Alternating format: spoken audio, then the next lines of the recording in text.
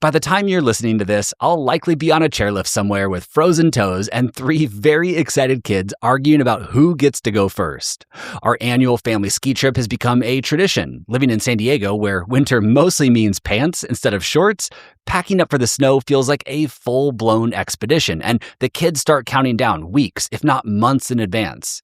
For them, skiing is simple. Go faster, take bigger turns, maybe try a small jump this year. For me, it's a little different. Every year, I find myself thinking less about speed and more about risk. Not in a paranoid type of way, just in a very real, very human way. Snow conditions, other skiers, one wrong turn, one unexpected moment. And every year around this time, I reread one of my favorite articles by Morgan Housel called The 3 Sides of Risk. It's a deeply personal story about a ski trip that changed his life and permanently reshaped how he thinks about investing. It's one of the most powerful pieces ever written on risk. Not volatility, not daily headlines, real risk. So today, while I'm away with my family, we're going to unpack that story again. We're going to talk about the only kind of investment risk that truly matters, the one most investors misunderstand, and the one that can very easily undo an otherwise solid retirement plan if you're not prepared for it. Welcome to another episode of the Stay Wealthy Retirement Show. I'm your host, Taylor Schulte, and every week I tackle the most important financial topics to help you stay wealthy in retirement. And now, on to the episode. Best-selling author Morgan Housel grew up ski racing. And in his wonderfully written article titled The 3 Sides of Risk, he shares the tragic details of an event that he lived through roughly 24 years ago. It was in early 2001 when a couple of big storms hit Squaw Valley in Tahoe that he and 2 of his closest friends decided to head out of bounds and ski the backside of the mountain.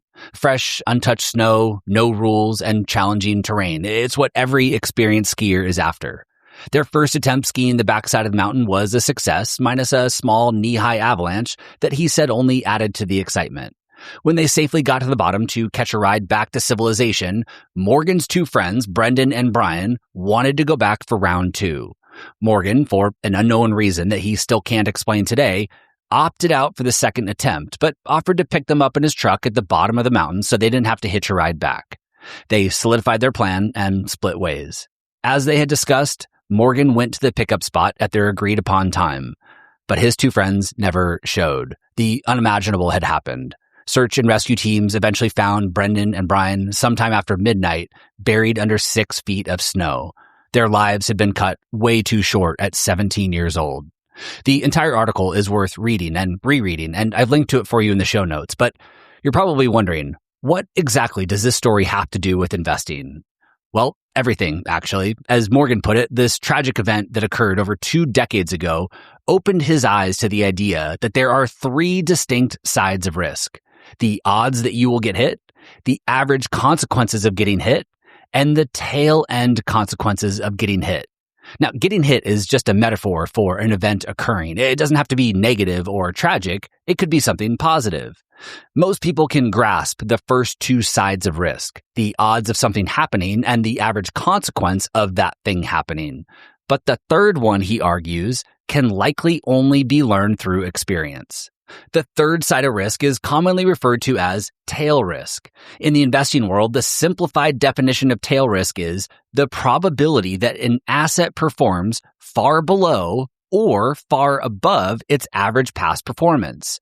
In other words, a tail risk event is an extreme event, positive or negative, that has a very small probability of occurring. As you would expect, most people are concerned about negative tail risk events, or I should say, most are concerned about them once they understand them and their consequences.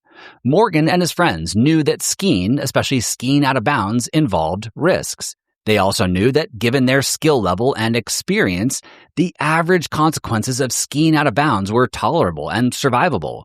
What they didn't fully grasp at the time were the tail end consequences of going off the grid and skiing out of bounds. More specifically, they didn't give much, if any, weight to the negative tail end consequences. And those low probability, high impact events are all that really matter. Here's what Morgan had to say. My risk tolerance plunged after Brendan and Brian died. I broke my back skiing a few months later, which crushed my tolerance for risk even more. I haven't skied much since, maybe 10 times in the last 15 years. If I'm honest, it scares me. I've been risk averse in other areas of my life ever since, too. I drive the speed limit. I obey the seatbelt sign on airplanes. I invest in index funds. As Michael Batnick once put it, quote, "The biggest risk investors face is trying to eliminate every risk. How do I hedge against inflation? How do I limit volatility? How do I avoid drawdowns?" Instead of trying to eliminate everything that can go wrong, the best investors find their sweet spot and let time do the rest. Knowing that it likely isn't wise for us to try and eliminate every risk, how can we best hedge against tail risk, the only risk that really matters? First, to start, it's important to understand how tail-end consequences might impact you and your retirement plan. Said another way, you should probably have a tail event plan before the tail event. As Morgan noted, it's often hard to fully wrap your head around the negative tail-end consequences, and in many cases, you just have to experience it. And perhaps you already have. Perhaps you lived a tragic event similar to Morgan's, or the unimaginable happened in 08-09, and not only did you lose your job, but your retirement savings dropped 60% in value, or you got caught up in the dot-com bubble, lost everything, and had to start over. Those challenging experiences might have helped to reshape your investment philosophy and approach to taking risk.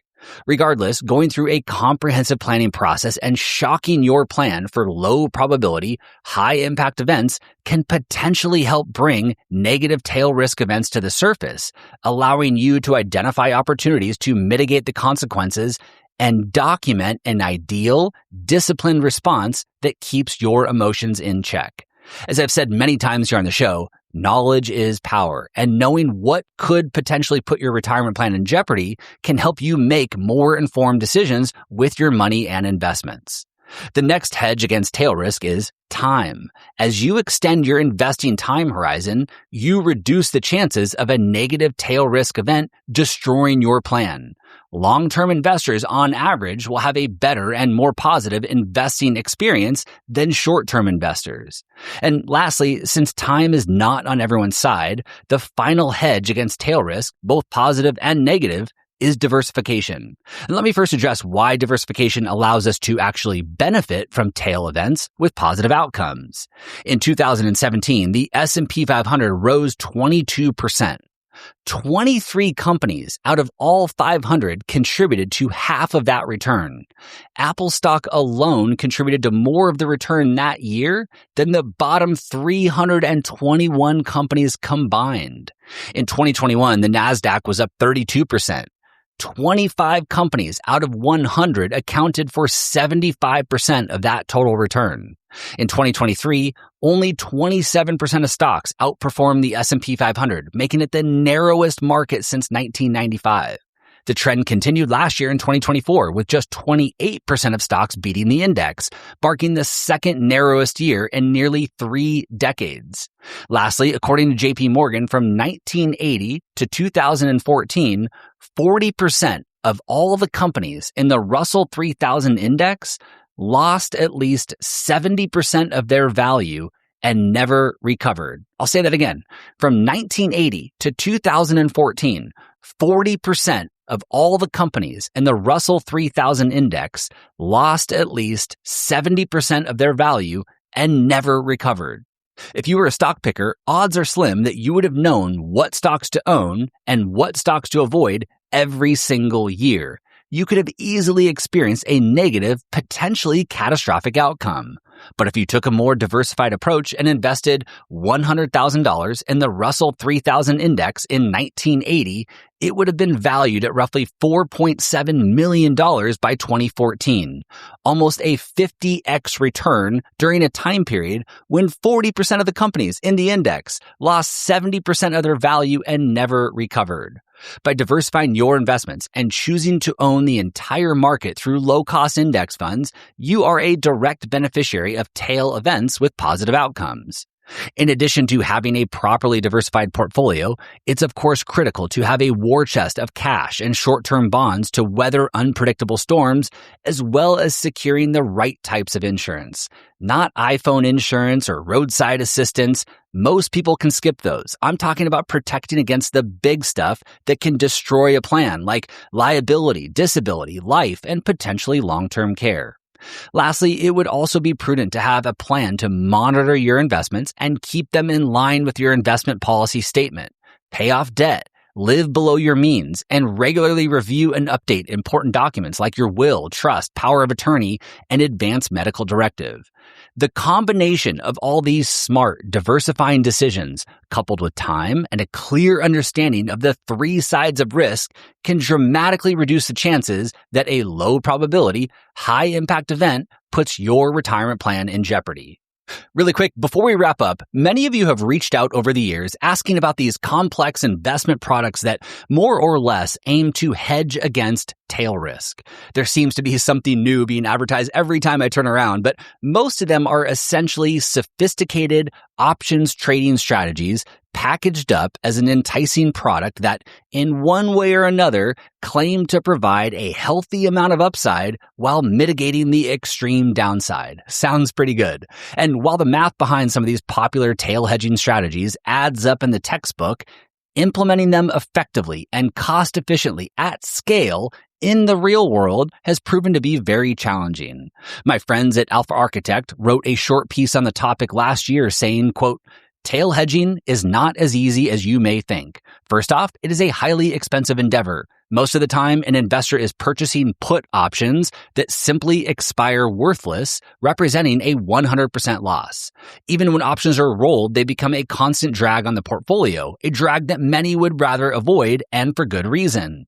Secondly, purchasing, timing, and monetizing put options can prove to be a highly intellectual and emotional exercise, and one that is extremely hard, if not impossible, to systematize effectively. AQR came to a similar conclusion in a paper titled Chasing Your Own Tail, where they wrote the following. Today, many institutional investors are insuring against tail risk directly, often by purchasing put options or structuring callers. Unfortunately, experience and financial theory suggest that the long-term cost of such insurance strategies will be larger than the payouts. No surprise, really. The expected return for perpetual insurance buyers is negative, and conversely positive for insurance sellers. See the entire insurance industry. To translate and summarize, tail hedging is an expensive form of insurance, and it's even more expensive when it's wrapped up in a product and made available for mom and pop investors to buy. And while some individuals who dedicate every waking moment of their life to implementing these complex hedging strategies may find some success, it's nearly impossible to do reliably and systematically. There is no free lunch. Anyone offering you attractive upside with no or limited downside is not telling you the full story. So be careful, do your due diligence, and when in doubt, don't invest in anything that you don't understand. Or as Peter Lynch once said, quote, "If you can't explain it to a 10-year-old in 2 minutes or less, you should not own it."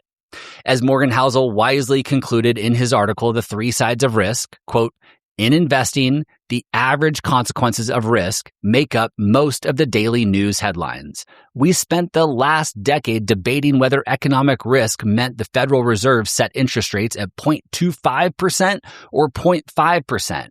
And then 36 million people lost their jobs in 2 months because of a virus. It's absurd. Tail end events are all that matter. Once you experience it, you'll never think otherwise."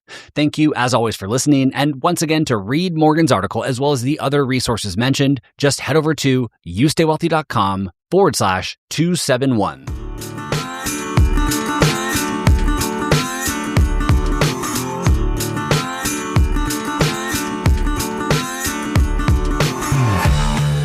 This podcast is for informational and entertainment purposes only and should not be relied upon as a basis for investment decisions. This podcast is not engaged in rendering legal, financial, or other professional services.